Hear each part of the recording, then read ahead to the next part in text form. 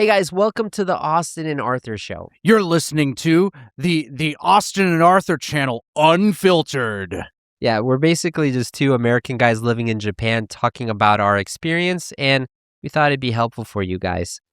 So if you want to listen to us raw, you can listen to our AA channel. Yeah, the Austin and Arthur Show channel. We have all of our videos with no subtitles. It might be a little bit difficult for you to check your listening or understand. So if you want to check how much you understand, we put the same conversation with English and Japanese subtitles on my main channel, Uconnect, where we focus on actually learning real English. So I think the link will be in the description below. You can check the video on the Uconnect channel for that. And if not, keep listening to us raw here. Gross. Raw is such a weird word. It is. Anyways, cheers, man. Cheers, cheers, cheers. Oh, man, Austin, this sake is so good I could hug you right now. Don't. You can stay right there. Yeah. I say that because today, we got another great sake from our friend Rena. Thanks so much. We're going to send you this video, and you're going to see it before everyone else. Sorry, I'm coughing over everything. And you're coughing over me too. You know, I felt okay. that. So the last sake that we had was very wine flavored, and it was really, honestly, I've never had anything like it. It was good. I really enjoyed it. This though, this is something else. So you enjoy the other one, but you really like this one. I like this one. Yeah, I like it a lot. So this is not my jive. This is not my jive. This means more for me. Great. Yeah, more for you. Go for it, man. So I got to tell you guys. So I want to pause here. I'm going to interrupt you. Okay. Because I just want to say this is the Friday night of sake. Right here. This is the embodiment of Friday night. No, it's not. It is though. It absolutely is. What makes it Friday night? You know what? This sake, I'll tell you what I feel like when I drink this. It feels like it's like 9 p.m. and I'm like 23 and I'm like, are you drinking all your crappy alcohol? No. I'm talking about this sake makes me feel like it's 9 p.m. on a Friday night and I'm 23. I know. It makes me feel like that. No, I get it, but I just so that kind of really just takes me back to a time when I went to my friend's frat party. He was in frat. Yeah. In the U district, and he wanted me to bring some beer. So yeah. I brought a nice 6-pack of good beer, and they looked at it. They're like, "Nah, dude, this isn't gonna work." And then we went out. We got like a 48-pack of like PBR, you know, because they just want to get drunk, man. Oh my God! So, just to tell you guys though, so for lunch, we had a beer. Then we just filmed another video where we drank some sake, and now we're on this, which is kind of harder sake, dude. And Austin's already feeling it. I mean, I am, but like you triggered a core memory bringing that up because my roommate in college, we used to share a condo together. Yeah. And he had crap taste in beer. Yeah. So like I would ask him like, "Oh, dude, you go pick up a case of beer and like, let's chill and, hang out on the weekend and stuff." Because like I said, we both went to UW and it's like we had very similar schedules. So anyways, he would go pick up Stella Artois. Oh God. And it's like, especially being from Seattle, it's like Seattle people are really uppity about their, like, you need to get craft beer. Yeah. You need to get the craft, because Seattle's got some really good craft beer. Right? And then he goes and gets Stella, and it's like, dude, I wanted to slap him. It's like, what is wrong with you? What was funny though was that I got good craft beer, and they were like, "No, let's get the PBR." Yeah, but that's because you just hung out with uneducated swine. I hate bad beer, man. Oh God! Did you know that the group of guys who founded the Starbucks company before Howard Schwartz took it over? Yeah, they quit that and they ended up making Red Hook. Yep. Yeah. Yeah. Dude, Red Hook is amazing. I love Red Hook beer. Yeah. Yeah. Pyramid's also really good. Yeah. If you go to Seattle, Red Hook, Pyramid, Irish Death by Iron Horse Brewery over in Ellensburg. That sounds like a metal song. Yeah, a heavy metal song. Yeah, it's actually my sister lives in Ellensburg, and like that's one of the awesome things about going to visit her is I can go get Irish Death. and it's oh yeah, it's a dark beer. It's so good. Oh, Okay. I love it. It's like Guinness, but like 10 times better. Before we talk about like the main topic, I wanted, you said a word that I don't want to say triggered me, but kind of piqued my interest. Which You trigger me, I trigger you. I know, It's like we're triggering each other. We're a Pew, pew, feedback pew, loop. pew, pew. We've been drinking too much. We are.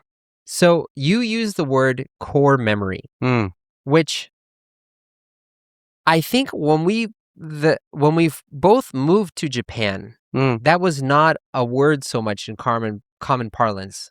Yeah. But over the past years, I've seen so many people in the comment section of because of YouTube. Inside Out, man. That's what it was. It's from Inside Out. Yeah. Because I remember Yeah. my sister said that to me, like, you're building core memories with your sons. I'm like, what are you, a psychologist or something? Why are you using language like that? Because I never used that word. God, this is getting better the more I drink it. This is good. Thank you, Rena. Thank you, Rena. But yeah, so like, it's funny how like, so I don't know if I should say this on channel because we're kind of like talking about American culture. Yeah. But I feel like, since we're in Japan, American culture has continued to kind of like develop and we're still kind of back here a little bit. Oh, dude, I feel like the old man when I go back. It's like, who the hell are these people on TV? Yeah. I don't, what are you're calling me unk now? I know. Like, what? What's an unk? Yeah, dude. It's, you know that term, right? Unk? I have no idea. That's what young kids call like people in their 30s. Oh, like millennials. Yeah, it's from millennial, but it's basically like kind of like old man, but it's unk. Well, yeah, because when you and I left, we were still kind of the young up and coming group, and now we're kind of like getting to be the older, uncool group, Very much. Yeah. But anyway, so today, I wanted to talk to you about hugging in families as well as like displays of affection because I remember my wife saw how much my family hugged each other and she said, "Oh, I wish my family did that." Yeah. Well, dude, it's so, we were talking about this at lunch because I remember coming to Japan and, seeing people's families here. And I used to think that, wow, Japanese people are really cold. Yeah. Like they're just uncaring. And I, especially like, as a man, like I look at how men do stuff here. Yeah. And I see a lot of father figures that really come off as like standoffish, uncaring, and cold. And I think if you talk to me when I first came over here, or, even like probably like 6 or 7 years ago, if you talk to me and it's like, oh yeah, these Japanese men just don't know how to show affection and they're just, they can't show emotion and they're just really cold. And I think recently I've really changed my mind on that. And I think that that's not true at all. And I think that you do see families that are very affectionate, but what we consider to be affectionate is like completely different from how affection is showed in Japan. Like, I'll give you an example. Well, I'm not going to give personal details, but I've seen like people that I thought were like really, really cold and standoffish. And then I find out it's like, oh, well, they're paying for this person's like, rent or like cell phone bill and they're like supporting this person. And it's like, they're not really showing like direct physical affection, but they're showing affection like, I'm going to support you. Yeah. Even no matter what happens, I want you to feel safe because I'm supporting you. Like that kind of feeling. And I like that. It's nice. It's funny you mention that because it's almost like it's a philosophy of, why do I need to say it? Why do I need to express it explicitly? I'm already expressing it implicitly. Dude, 100%. Like, I mean, even in my marriage, like with my wife, like we have a good relationship. Yeah. But I'm trying to think of how to say this without her getting mad because she watches our YouTube channel. But like what I'm trying to say is like, she won't say I love you unless I say it. Yeah. You know what I mean? Yeah. And it's not like that relationship isn't there, but it's just like, I really just don't think people say I love you here. Yeah. You know what I mean? Yeah. And it's like the same with family members. Like, I'll give you an example. When my family, like when we're leaving the US, like when I bring my wife and kids over to the US and like we're visiting and we see my family and everything, like my parents are sobbing and they're like, hugging us like when we're getting ready to leave. And they're just like, "Oh, I don't want you guys to leave," and everything. And it's funny because when we go see my wife's family, it's like, hey, they'll cry because it's like it's sad when especially we got kids. It's like Yeah. they don't want to see the kids go away, but it's like it's still like there's not a lot of physical contact, Yeah. right? But that's not like that feeling isn't there. Yeah. They just don't show it Yeah. physically, right? Yeah. It's funny because so I grew up where in the first maybe God, man, I this is so good. I love this so. Hey guys, if you've watched this far, you're going to love our Austin and Arthur friends. In the Austin and Arthur Friends, you're going to really improve your English listening, and I mean a lot. As a friend of ours, you will get each episode ahead of time with no ads, so you can watch before anyone else. But not just that, you can ask us questions or leave comments, and we will make a special video each week answering questions and responding to comments. These videos will not be released publicly. They are for friends, members only. It's a great way for you to ask our opinions directly and for us to respond directly. You'll also get listening practice questions and answers that you can check. Answers are for friends, members only. Oh, and anaume mondai mo desu ne. So you can check your listening. But not just that, for each episode, you'll get a list of native phrases we said from the video, along with practice sentences and pronunciation practice to help your speaking as well. You'll also get access to a members-only community where you can talk with us, the both of us. Mainly me, right? No, definitely not. This is a great way to support our show, but also get closer to us and improve your English as well.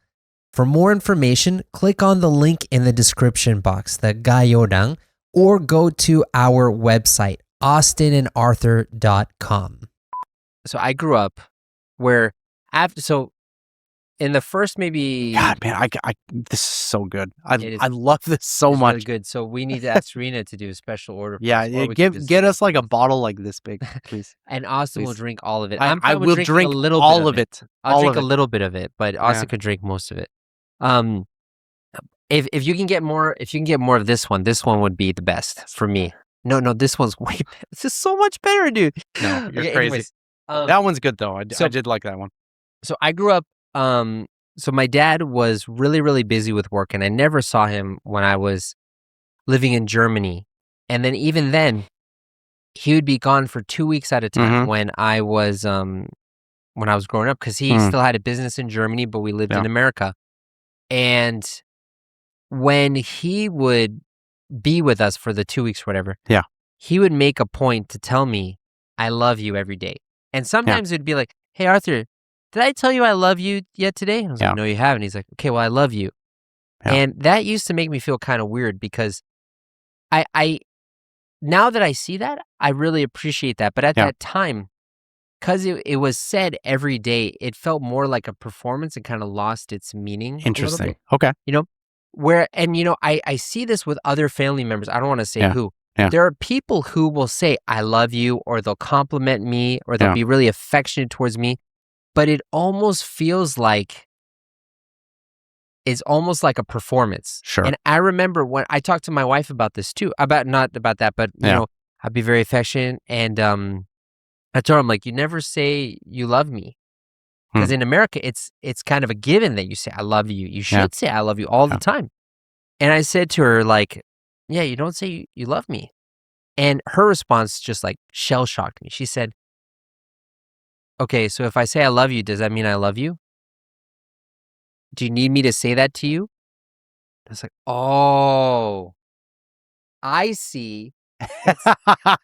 She's like, "I show you I love you all the time. Like, if I have to say it, it's almost like I take the power out of it." Because and keep in mind, she likes hugs. She loves that my family hugs. She wishes her family hugged more. Although she would feel a little bit weird if it was her family hugging. I think it's because my family is foreign, so the base is different. So that's okay. But if it's like a Japanese person, it feels kind of weird. Yeah. You know? Yeah. But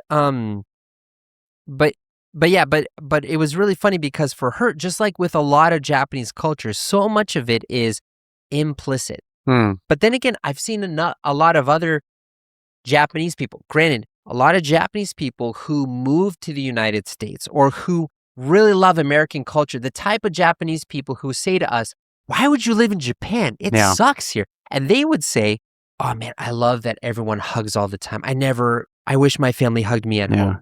You know the weird thing? The thing that's always really confused me, because I think the Western perception of Japan is like very much kind of fits into like what you've been describing of like people are not physical here. And when you come to Japan, like even like I'll go to Shibuya or go to like any place where like young people are going out. It's not us anymore, but okay. Yeah, no, very much not. I'm 36 years old now, and it's old fart. I feel it, man. I feel it. But young people are going out, and you'll see couples, like just Japanese couples, not international person, Japanese person. I'm talking about two Japanese people as a couple together. You don't see like personal displays of affection. Yeah, PDA, public displays or of public, whatever. PDA, public displays of affection. I'm drunk. You don't see it.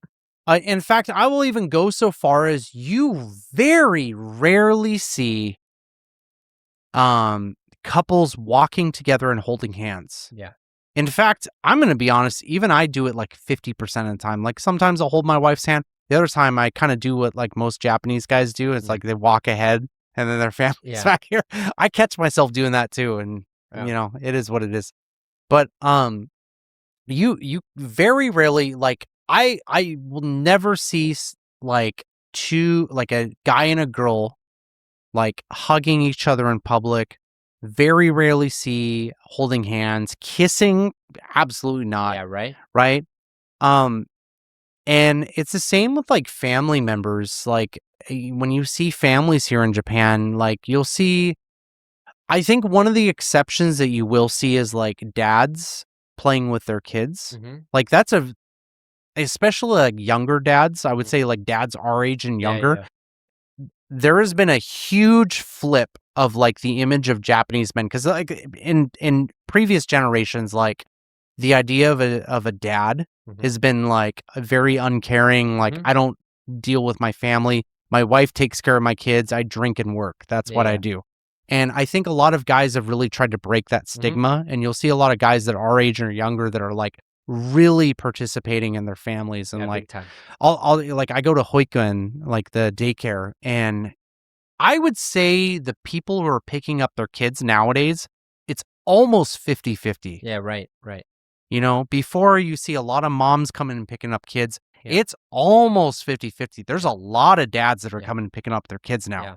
But anyways, why am I bringing this up? So, here's the thing. This is the stigma of Japan. It's like people are very standoffish. They're not physical at all. But the weird thing is, so as a teacher, I see junior high schoolers. They touch each other all the time. Yeah, it's kind of uncomfortable. It's weird, man. You'll see like boys in classroom, like sitting on each other's lap. Like guys will come up to behind girls and like hug them. And it's like, they're so physical, dude. And it's the same thing when people are in their 20s and they're with their friends. Right? You see girls together, they're all touching each other. You see guys hanging out together, they're all touching each other. But as soon as it's like a guy and a girl, or as soon as it's like family, nobody wants to touch each other. It's so I keep thinking about how like weird that is. Yeah, well it's funny because, you know, so and I don't mean this as like to put down like Japanese people, Japanese men at all, but I feel like the majority of Japanese guys, if they were to go to America, people would think they're gay just because of how they're acting. Dude, right? I know exactly what you're talking about. Yeah. And so like it's with the fashion, but it's also with the touching. Yeah. You know? Like, I remember seeing actions between boys here, thinking, man, that's so gay. Man, if I did that in the States, people would think I'm gay or something like that. Seriously. Yeah. And it's weird because, like, it's funny because, like, on one side, it almost seems like, the stereotype is that Japanese people are very standoffish. They don't show their they don't show their feelings. Yeah. But then, like, on the other side, it's almost like people from the States are way more prudish than stuff, you know? Yeah. I remember, we talked about this in a video on my other channel too, but, like, I remember seeing two boys that were probably in middle school. Sure. Late middle school. Yep. And one of them was, like, putting his cheek against the other guy like this. And I was like, dude, are they like lovers or something? Dude, so weird. I can't tell you the amount of times. So it's like I said, I'm a school teacher. I work at a junior high and high school. I can't tell you the amount of times that I've seen boys tackle each other to the ground and just like hug on the ground. Yeah. And it's like super normal. Yeah. It's weird. If you did that in the States, someone would punch you. Someone would punch you, be like, dude, get off me. What are you, gay? Like, I mean, maybe I'm just from a previous generation where it's like that was more not okay, but I don't know. It's like so crazy for me that these two things exist in the same country. Yeah. Where like people are really, really, really physical until it gets to family. Yeah. Which is weird for me because family is more intimate, and that's right. You would think that, right? You would think that. You would think that. And it's just like, I don't know. Like for me personally, I'm not really like the touchy type. I talked about this on our previous episode.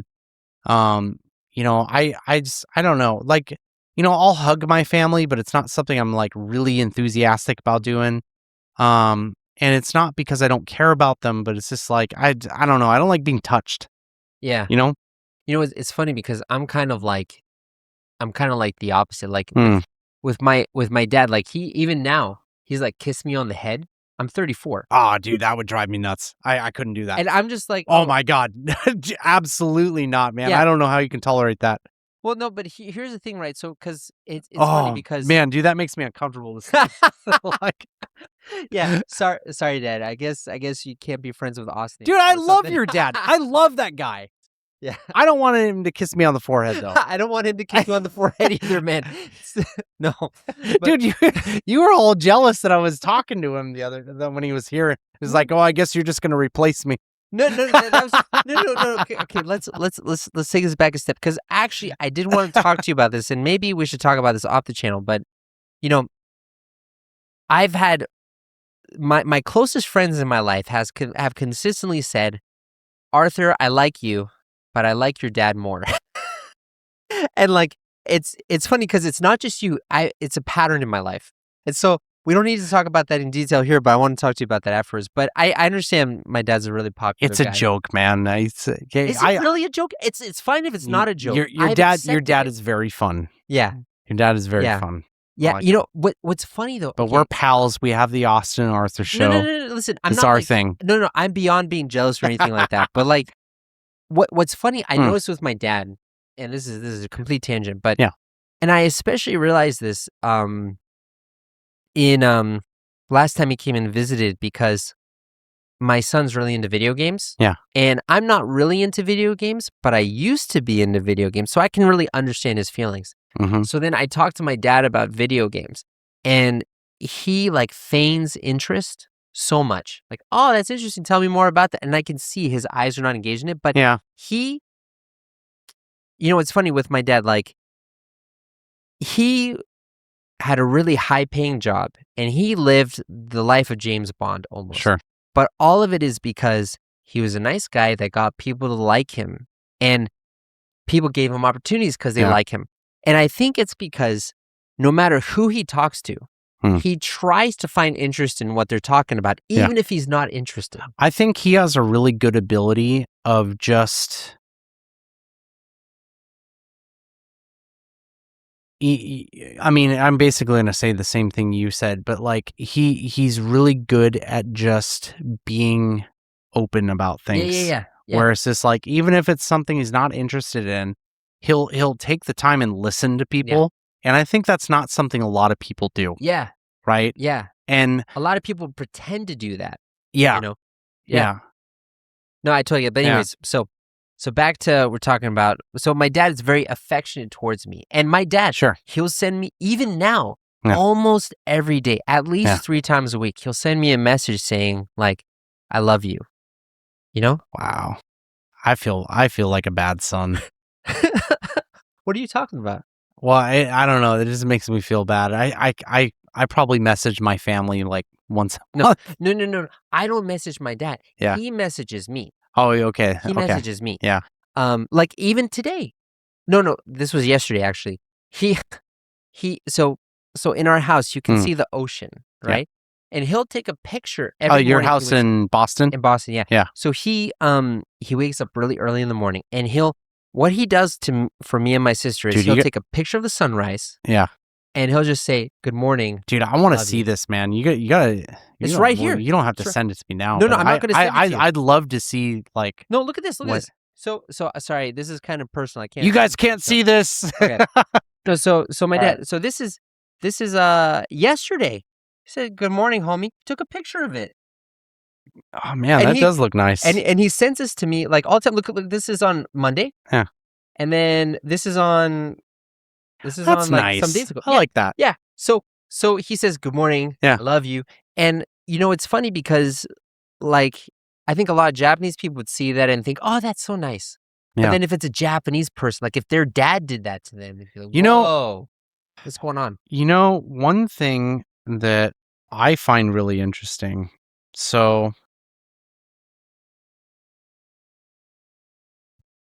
I have met a lot of people here who their parents are separated Mhm. because I think divorce has like become a lot more common here in Japan because Yeah. women have kind of realized like, They can be oh, I just don't have to put up with this guy's Yeah. nonsense. Hmm. So yeah, I'm out of here. Yeah. Right.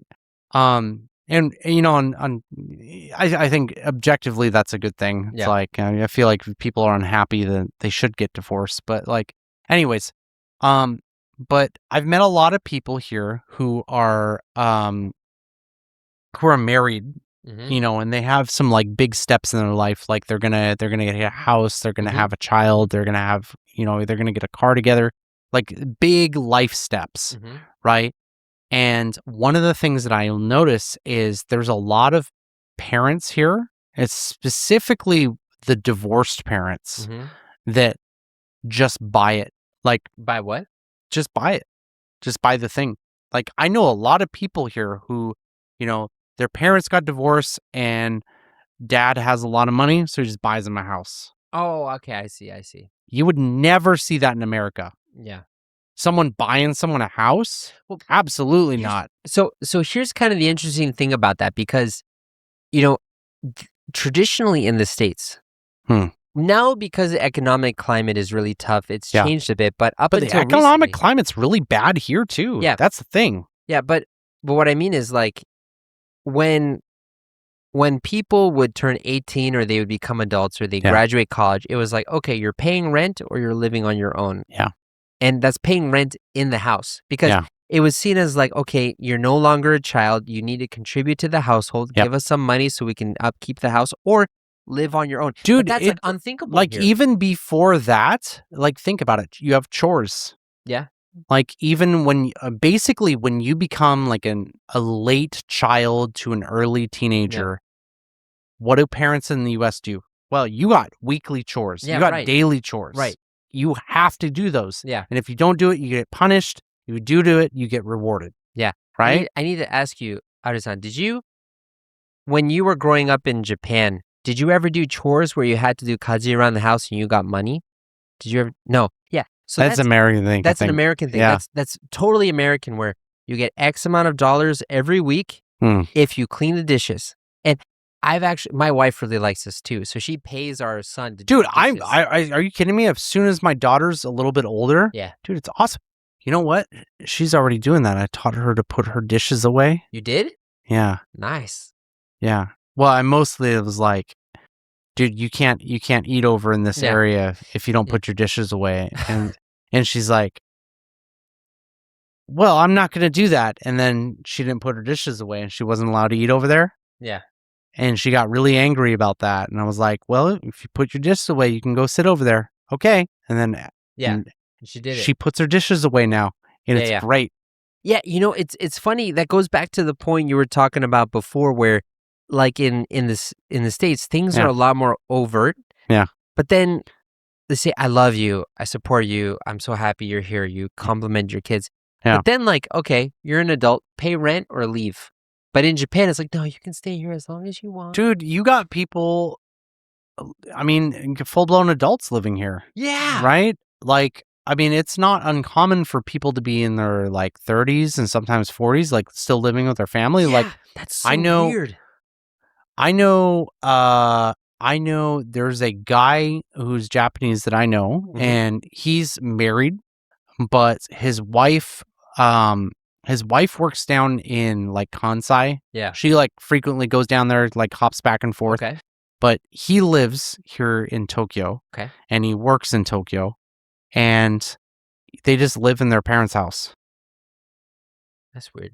And it's just like, they live a normal life, but it's just like, he just lives in his parents' house. It's funny. It's funny how you say it because actually, so Natsumi's parents, they kind of did that. Like, so I remember when she was really young, like 2 or 3. Yeah. She lived in an apartment while they were building a house, but it wasn't really building a house. Yeah. It was building an addition to her parents' house. Yeah. So like you have this like small That's very house common. that has like a corridor that connects to the house that he grew up in. Yep. You know? Yeah.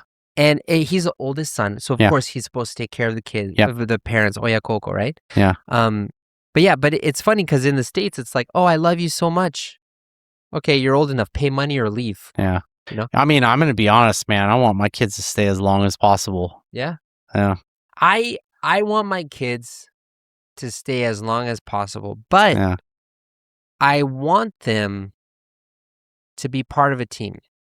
And it's funny because this is very, like, I feel like this is a very, kind of like we talked about in our previous episode about Christianity, like Protestant work ethic thing, where everything is about contributing. Now, the reason why is because I want to feel like, so this might also be because of my last name. My last name is very unique, but I have kind of like a sense of legacy. Like I want to build a family identity for Zetises. Yeah. Because there's only one Zetas family in the world, and it's my family. And meanwhile, Millers are on every continent. I know, right? We've spread far and wide. Yeah. It's so funny because when my dad went back to Sparta, where our family's from, there's probably a Miller there, right? Well, there probably is there. But he went back and he found a guy named Zetas, George Zetas. And the George was like, yeah, we're both named Zetas, but we're not part of the same family. I'll help you find your family, though. Turns out they're related. So, yeah. But so, like, what I want to do is, like, I want to try to give my kids agency where they don't feel like, of course, if they need help, they can get help. But I don't want them to feel handicapped of like, oh, daddy's always going to take care of me, so I don't need to try. I want them to get strong on their own, Yeah. I think that's the big difference, though. It's like you have 2 boys, I got 2 girls. One of the things that, like a big difference between boys and girls, or like men and women, is men typically are more open to the idea of leaving their hometown and leaving their family to go somewhere else. Yeah. Where women typically aren't. Now, that's not always true, but generally speaking, women are more, what's that word? Sedentary? Yeah, sedentary, yeah. Where they want to stay around their family, and men are more open to the idea of like leaving and going somewhere else. Yeah. I mean, we're 2 really good examples of that, right? We went really far away. We're like super far away from our families. And there's a reason why you see predominantly, I don't know other countries, but like if speaking specifically about Westerners, like European and American, there's far more men over here than there are women. Yeah. And the reason for that is just like men are just more willing to, for lack of a better word, abandon their family and go start a new life. Right. And so one of the things about that, it's like, I'm kind of glad I have 2 daughters. Yeah. That it's like, my hope it's like I want my kids to have like an American education on some level, especially in college. But like, I don't want my daughters to live in America. I want them to live here. You know what I mean? I want my boys to be refined in America, but I want to build a strong foundation in Japan. Yeah. Yeah. That's a whole nother topic we can talk about. But the Miller clan will become a household name in Japan. It's so funny because like so sometimes, I meet people who are fans of our show. Yeah. And I ask them, what do you want us to talk about? And most of them say, wow, you've talked about so much stuff. I don't know what else. Yeah. But then if they come up with something, they'll say, I don't know about relationships, about family. Dude, we get requests for like dating and relationships so much. I know. So much. And it's like, it's a fun topic to talk about, but like, both of us are kind of like middle-aged at this point. So it's like, don't say that. I don't know, it's man. True, but don't say that. But it's true though.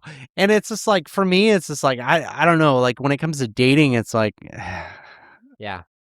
Look, Anyways. if you're 60 years old and you're looking for love, best luck. Yeah. If you want a dating advice episode, please let us know. I know we're both This is catches. like the third time we've done one. This is the third time we've friggin' done one. Dude, every time, I remember, okay, look, I used to really like when we did the live episodes. Yeah. You know what I mean? Yeah. I think, they were kind of like really exhausting to go through, especially because like we had to meet at like 9 p.m. at night. Yeah. And it was like kind of awkward, but it was so funny because like when we get these episodes, we would just get like these. Look, you know what? You are a viewer and you like our show, so I'm going to try my best to not insult you. But like, we get these people who are like in their 60s and they're just like, I'm looking for a man to date. And I'm just like, 2 times. That happened 2 times. But I remember it. I remember it. I remember it deeply. Yeah. And it's like, look, you know what? I appreciate that you're looking for love at that age, but yeah, I don't know what to tell you, lady. Yeah. Yeah. You know what I mean? I don't know, man. But it's funny because a lot of people, I feel like a lot of women especially, they have like akogare towards international relations. Like, I wish I could date with a Western guy. It's so chivalrous and so ladies first. But it's not as nice as people think it is. Yeah, I mean, like, look, I think, here's the thing. In Western society, there is a specific way that men are expected to treat women. Mm-hmm. And you see that in daily life. Like, I'm not even talking about from a romantic sense. I'm talking about, like, basically, if you talk to any Western guy, and you ask him, like, would you hold the door open for a woman? It's like, yeah, I mean, of course. Of course, yeah. Of course. Yeah. I don't even think about it. It's not even like, I'm not even thinking about it from a sense of like, oh, I want to show courtesy and hold the door. It's just automatic. It's like, oh, yeah, of course, that's what you do. You hold the door open for a woman. Yeah. Right? And so, like, I think there's a lot of people over here who like fantasize about like these actions. I'm gonna say it. I'm gonna say it. They fantasize about the actions. Accurate. Right? I'm laughing because it's true. Right?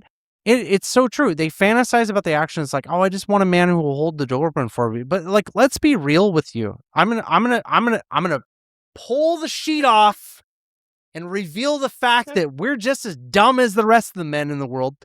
Right? We are not holding the door open for you because we're trying to be courteous.